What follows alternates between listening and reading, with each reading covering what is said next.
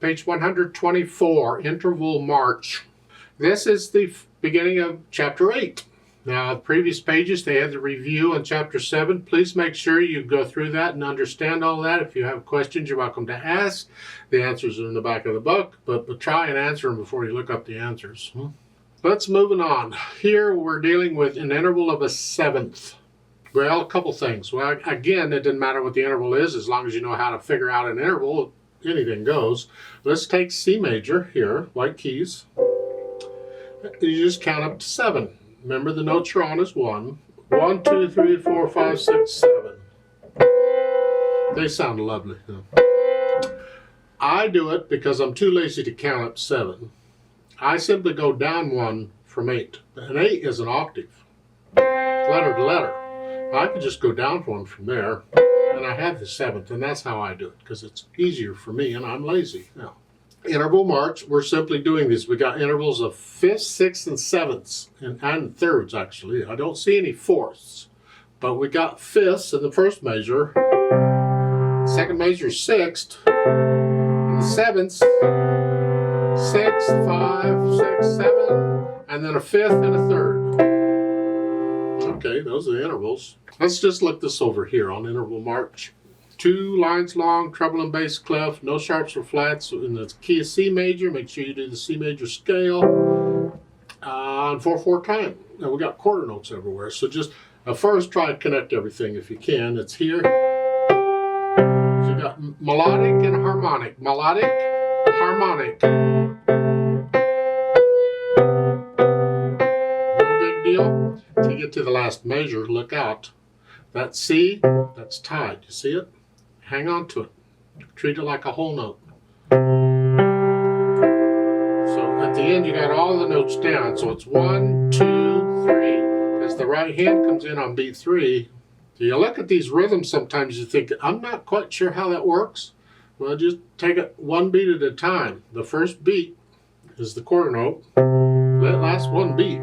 So the next note has to be on beat 2. In this case, it's the G. If you look up above, you have 2 beats of rest, which means the half note has to come in on beat 3.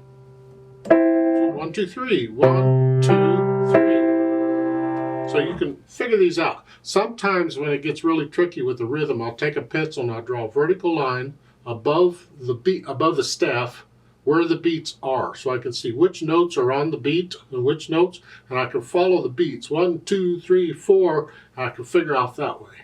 Once you have the notes okay and the rhythms and all, then you can try the articulation. It's a down up slur, down up, down up, down up, down up. And the staccato is hinge at the wrist. On the key and bounce off.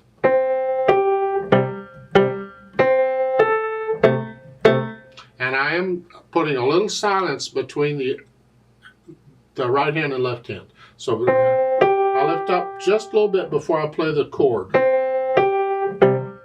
because I could connect them,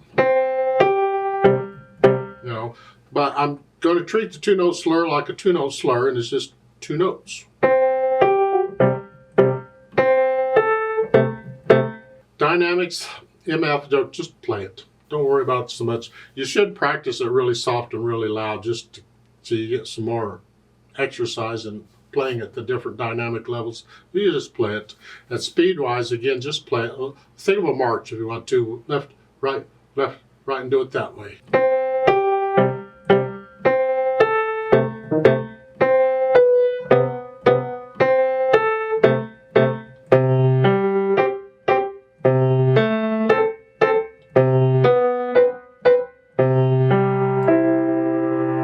Something like that. And this is another good one where it's a good practice to try and learn to play this without looking at the keyboard, where you're spreading out one key at a time or coming back in, and you can feel that with the hands. Let's play it together really slowly and make sure we have this rhythm okay in the notes. I'll give us 4 counts. 1, 2, ready, go.